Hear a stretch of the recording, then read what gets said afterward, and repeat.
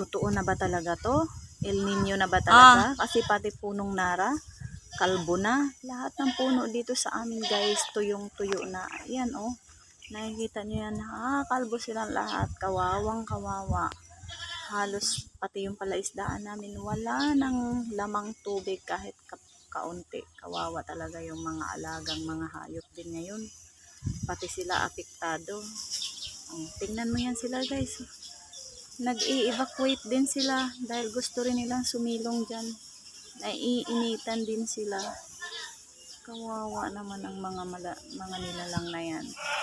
Ayan, sa sobrang init ng panahon, lahat nag-i-evacuate, pati mga kambing.